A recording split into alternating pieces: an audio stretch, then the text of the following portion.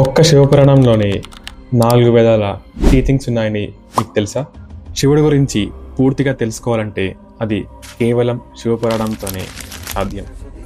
చెప్పాలి అంటే అసలు పురాణాలు స్టార్ట్ చేసింది శివుడు. క్రియేషన్ టైంలో పురాణాలన్నీ 1 మిలియన్ శ్లోకాలుగా ఉండేవి. అవి సత్యయుగం టైంకి 400 శ్లోకాలుగా, ద్వాపరయుగం టైంకి 18 పురాణాలుగా వేదవ్యాసుడు మార్చేశాడు. శివపురాణంలో రుద్ర సంహితని భక్తితో చదవడం వలన వాళ్ళు వితిన్ జస్ట్ 3 డేస్లోనే ప్యూరిఫైడ్ సోల్గా మారిపోతారు. బ్రహ్మహత్య లాంటి పెద్ద పెద్ద పాపాలు కూడా తొలగిపోతాయి.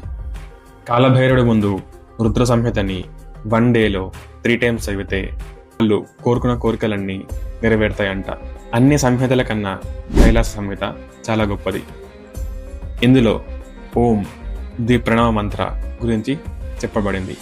ఎవరైతే చతుర్దశి రోజు అంటే 14th డే రోజు ఉపవాసం ఉండి ఒక వేప చెట్టు కింద శివపురాణం చదువుతారో వాళ్ళకి దేవాది దేవతలే పూజలు చేస్తారంట. హర హర మహాదేవ.